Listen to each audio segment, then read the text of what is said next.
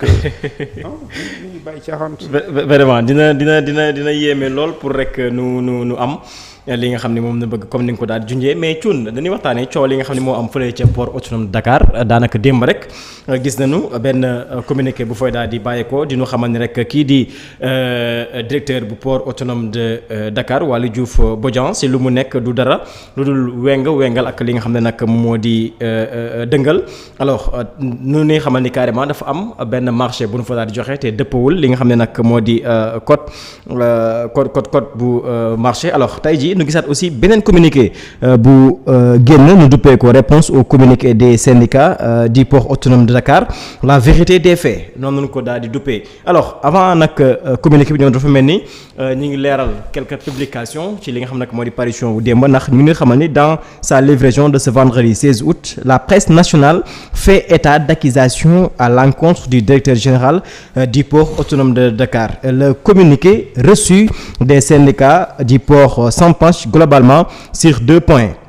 Une supposée irrégularité sur la procédure de passation du marché relatif à l'audit du fichier du personnel du port autonome de Dakar DP numéro 16G 166 loolu mooy premier point bi deuxième point bi nu duppee ko une suspension de 700 contrats de temporaire alors ñoom jàpp na ni carrément mbir mi nu mu demee ak revendication yi nga xam ni syndicalistes yi ñu ngi koy ñaxtu foofu la ci port autonome de Dakar dafa wuuteeg lool li daal di génn naka démb ci biir ci parution journaux yi nan nga jàngatee mbir bi am fële ci port autonome de Dakar lan la direction bi lu mu wax ñoom dañoo jàpp ni coow li si ñaari point kase la bés njëkk mooy une supposée irrégularité de la procédure de marché de passation du marché relatif à l'audit du fichier du personnel du port autonome de Dakar DP numéro CGS 166.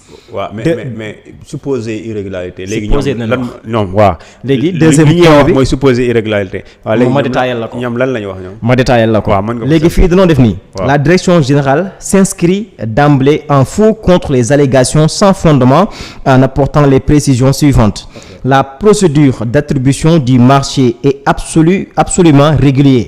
La position des syndicalistes procède d'une confusion manifeste sur le type de marché et la procédure y affrète cette confusion anéantit tout le raisonnement tendant à démontrer l'irrégularité de la procédure alors que le marché querelle correspond à une demande de renseignement et de prix à compétition restreinte.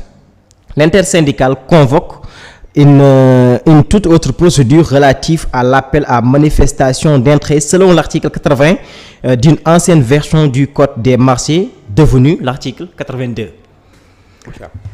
ma continuer wala. Continuez. Alors nu ñëw fii mu ni l'argument tiré de l'appartenance du cabinet à un conseil technique est infondé. Tout comme sa supposée parenté avec les membres de la structure ne saurait constituer un conflit d'intérêts au sens du code des marchés.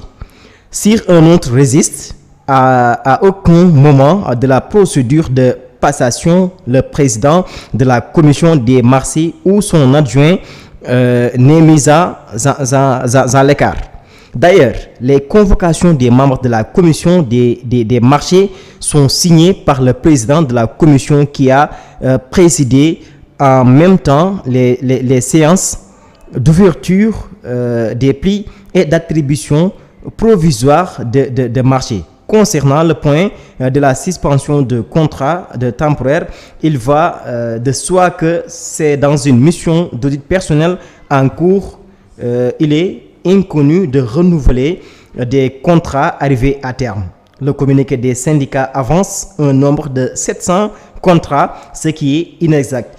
Si l'on prend en compte de 170 CDD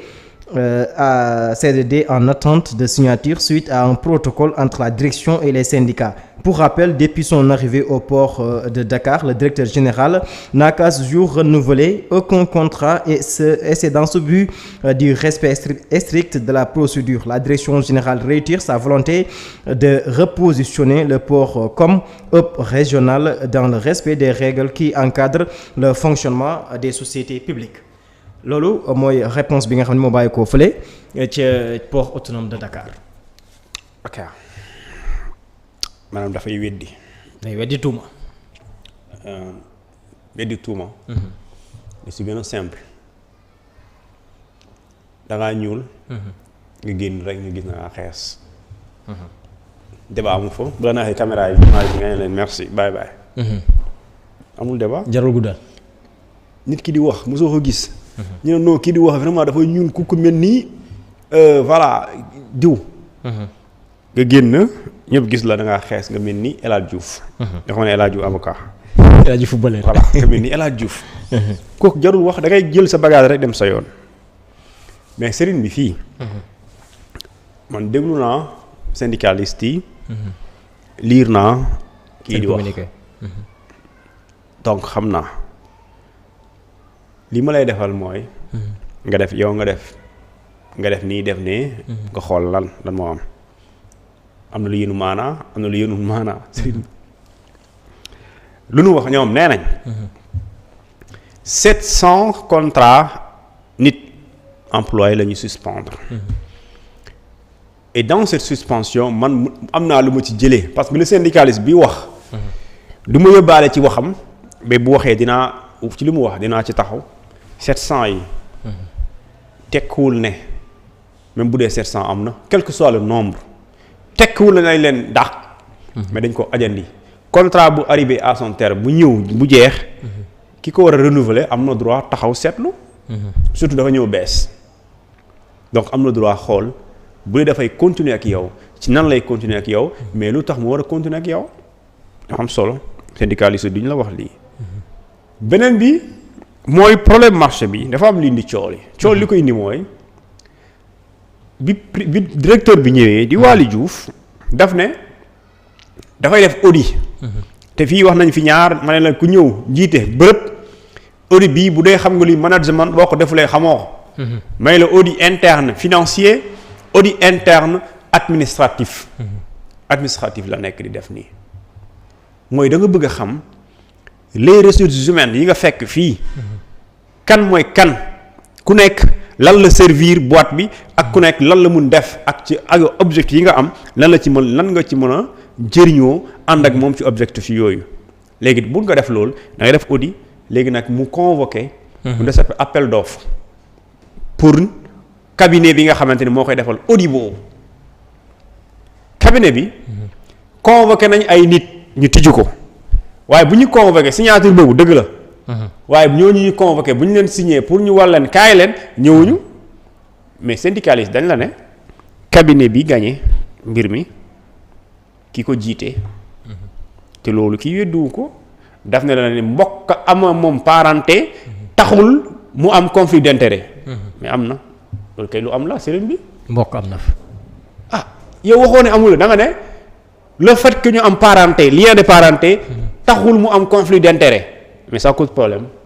problème bi mooy c'est un problème d'éthique qui se pose. mooy tey waa jooju. c'est un des conseils techniques du directeur benn moo nekkoon l'ancien directeur des ressources humaines su dee am nga luy entreprise. là dama bëgg nga déglu kuy wax ki déglu dama bëgg mu comprendre. kooku moo nekkoon directeur de ressources humaines du port. le directeur de ressources humaines amul kenn ku ko ump ci boîte. moom moo yore ñëpp moo yore sa CV moo yore sa contrat moo lay signer moo lay defal permis de nga repos moo lay defal également bu lay dàq moo la koy signer. d'accord bu lay nommer beneen poste moom moo koy defar. du kooku mooy ressources humaines moo yore sa lépp moo yore base de données de la boîte. alors que boîte boobu base de données boobu lañ doon def audit nekkatul directeur des ressources humaines moom il est le directeur du cabinet. en question cabinet bi gagné pour def audit bi moo ko diriger. alors benn il est le directeur du cabinet qui n'est pas du port mais qui est sollicité par la direction du port. il est un des conseils techniques du directeur général du port. et aussi il fut l'ancien directeur des ressources humaines. sëriñ bi loolu amul. noo koy expliquer. xel tey na de. mais loolu mënoo xamal dara moo ci am. mais même bu fekkente ni da nga jàpp ne dara amu ci loolu code des marchés waxul loolu de. ñun dañoo jàpp ni code bi wax loolu dañ ko soppi. waxul lii ñu def nii laa lii nii waxu ko. léegi nag xaw ma nga farag Waly Diouf Bodiang mais code bu wax lii c'est interdit.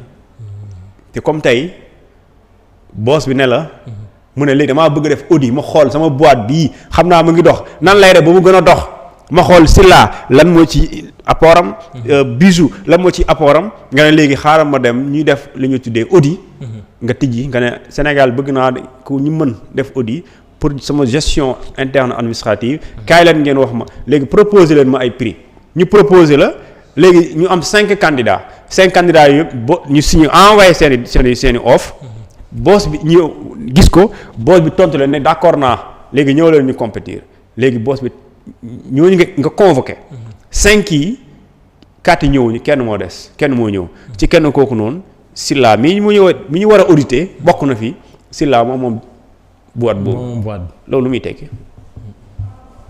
loolu daa mun nekk. mënta nekk moom. léegi Sylla gagné marché bi. alors que Sylla ci biir fii moo nekkoon directeur du personnel. yaa ma neex lay gën ni rôle.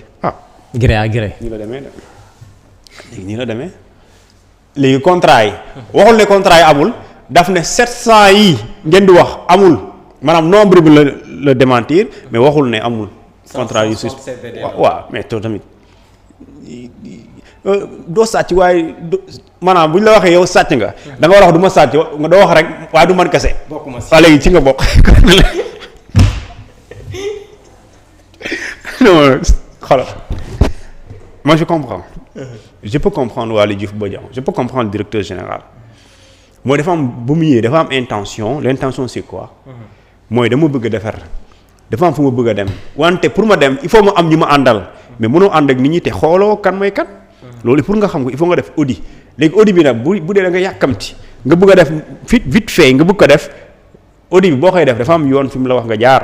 mais mënoo bàyyi yoon bi bëgg a def leneen boo defee leneen même bu dee defar ngay bëgg mën na la yàqal. léegi loolu moo ko nar a dal alors que moom intention bi c'est dans le but de xam kan ak kan mooy kan. parce que ressources humaines booy liggéey ak ñoom il faut nga xam kan mooy Fama kan mooy Astou kan mooy diw ak diw loolu enquête la ñu wax la kii vraiment travailleur la nga am parce que dafay am note d'évaluation ku nekk lu muy liggéey ci service xam nga ko. léegi ñooñu nag pour nga leen fekkee yow gan nga da ngay def audit ñu wax la diw ak diw service bii ñoo tax boîte bi yegg fii waaye ñii ñoo tax mu tardé léegi nag ñooñu ngay xam après nga xool koy revaloriser. koy defal promotion léegi nag loolu dafa am yoon léegi boo jaaree yoon bi ndaxte da ngaa bëgg a def lële loolu baax na de waaye yoon bi nga jaar moo baaxul parce que da nga ko teggi léegi boo ko teggee nag mën na la indil feneen foo xamante ni du foofu loolu mooy cal gàllankoor alors Thioune dañuy ñëw ci sortie ki nga xam moo di docteur Cheikh Dieng daanaka def bu ñu tekkee ndombal tànkam ba léegi démb lay soo génn mu jël bépp tuuma teg ko ci noddu ki nga xam ni moom mooy docteur